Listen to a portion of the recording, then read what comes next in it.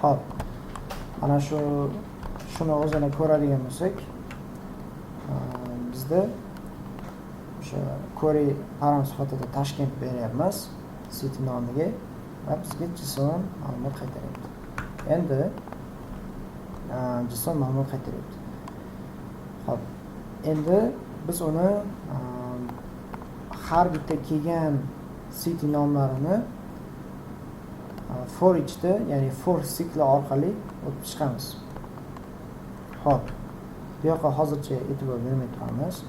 Bizga hozir 3 ta Toshkent, Buxoro, Navoiy shaharlari nomlari keladi. Uni har bittasi for sikliga tushadi va for sikliga tushgandan keyin biz bu yerda muhim bir narsa bor, ya'ni Gorantina tushunchasi. Gorantina o'zi nima?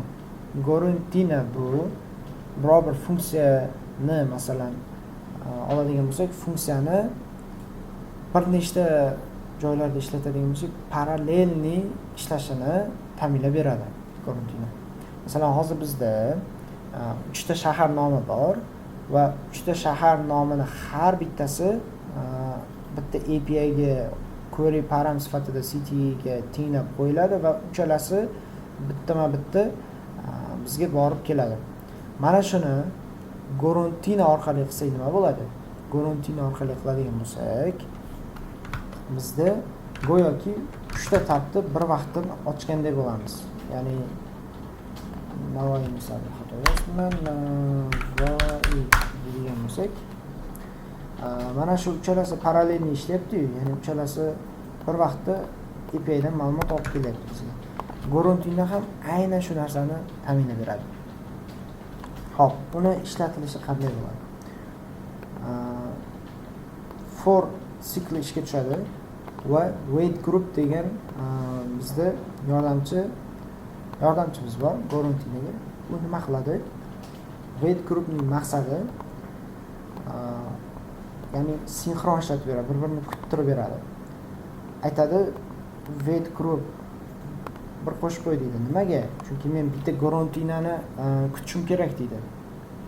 Xo'p, Gorantina tugamasdan yopilib ketmaslik uchun bitta Gorantinani kutishim kerak deydi va biz mana bu funksiyamiz Gorantina ostida ishlaydi.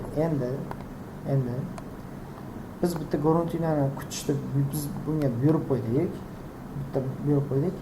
Endi uni qachondir yopish kerak. Qachon deydigan bo'lsa, defer, ya'ni defer orqali biz wait groupni down qilamiz, ya'ni 0 ga tushirib qo'yamiz. Qachonki mana bu funksiya tugasa degan ma'noni beradi bu. Ya'ni qachonki mana bu funksiyani to'liq bu ishlab tugagandan so'ng defer orqali biz uni wait groupni, ya'ni bitta Gorantinani kutishim kerak deyotganda, bo'ldi Gorantinani kutmay qo'yar, u tugadi.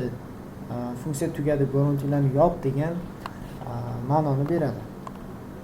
Xo'p, bu yerda hozir biz URL ga har bitta kelgan shaharni beryapmiz va Gorantina orqali ishlatganimiz uchun endi bizda 3 ta shahar parallelni bunaqa 3 ta API ga parallel ketayotganday ishlaydi.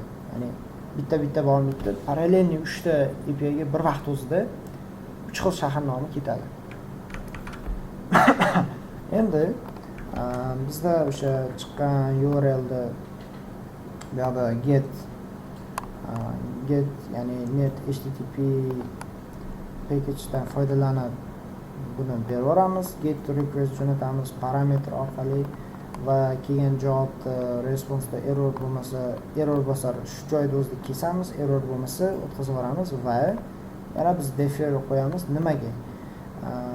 Buni ma'nosi bizda URL dan kelgan shahar ma'lumotlarini, ya'ni bizda hozir JSON keladi. Mana bu brauzerdan ko'rishingiz mumkin. JSON da bor.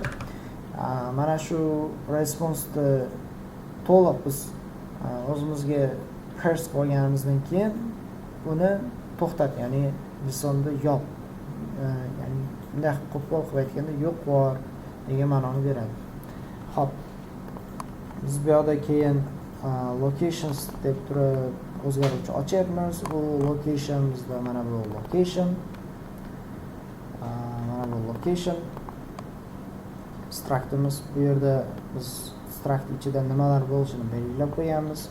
JSON ya'ni mana bu katta data keladi. O'sha dataning ichidan sen o'zingga longitude JSON ichidagi let bilan longitude JSON ichidagi longitude name display name'ni o'zingga tenglashtirib olgin, ya'ni o'zingga qiymat sifatida olgin deb turib belgilab qo'yamiz. Xo'p, endi bizda Gorantino orqali funksiyamiz ishga tushdi. Parallelni nechta shahar kelsa barchasi parallelni API'ga murojaat qildi. Bizda responsni oldi. Endi muhim nuqta bor. Gorantino ishladi, lekin uni qiymatini qanday ishlatamiz biz? Ya'ni qanday u yoqdan bu yoqqa tashlaymiz yoki qanday bir uni foydalanamiz deydigan savol tug'iladi. O'shanda GoChannels degan bizga GoChannels yordam keladi. GoChannels nima deydigan bo'lsak, Gorantinani chiqqan qiymatlarini channel, ya'ni kanal, quvur deb tasavvur qilsak, o'sha orqali biz istagan joyimizga tashlaymiz. Quvurni bir tomondan Gorantino o'zining responsini beradi, ikkinchi tomondan biz uni istalgan joyda ushlab turib, o'sha Gorantino qaytargan qiymatni ushlab olishimiz mumkin. Xo'p, channel ochamiz. Channel o'sha o'zgaruvchisiga tenglab make orqali channel yaratiladi va har bitta bizdan API'imizdan parallelni Gorantino ishlaydi va har bitta qaytgan responsni o'sha har bitta Gorantinoning responsini location channelga beraveramiz, kanallarga beraveramiz. Va bizda yana bir muhim asosiy tushunchalardan biri, biz har doim ochilgan kanalni yopishimiz kerak. U qanday bo'ladi? Close locationga beraveramiz, ya'ni location channelni close qilgan. Bu yoqda biz wait groupni 0 bo'lgancha kutamiz. Bu o'sha wait groupda hech qanday Gorantino ishlamayaptimi degan ma'noni beradi. Ya'ni biz bu yoqda bir qo'shyapmiz. Bu degani bir, masalan, hozir bizda 3 ta Gorantino ishlasa, bu yoqda wait group har sikl aylanganda bir-bir bo'lib, ya'ni 3 ta wait group, ya'ni 3 ta Gorantinoni kutish kerak bo'ladi. Va biz bu yoqda tekshiramiz, birinchi wait group 0 ga tushdimi, ya'ni hech qanaqa Gorantino qolib ketmadimi? Qolib ketmagan bo'lsa, biz kanallarni yopamiz. Kanal nima uchun kanalni yopish muhim? Tasavvur qilaylik, biz kanaldan masalan Toshkent haqida bir ma'lumotni jo'natdik va kanalni yopmadik. Biz ikkinchi tomondan masalan hozir biz main gon ichida o'shani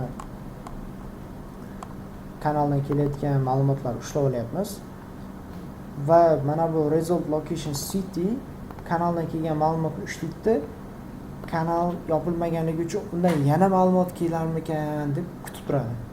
Va buni natijasida, kanal yopilmasligini natijasida dasturimiz bizda osilib qoladi. Shuning uchun ochilgan kanalni close qilib yopib qo'yishimiz kerak. Xo'p, bizda shaharlar kiritildi, uni API ga berib turib, ular haqida to'liq ma'lumotlar oldik, ularni location structurega joyladik. Endi mainda har bitta o'sha kanaldan kelgan ma'lumotlarni ushlab olamiz.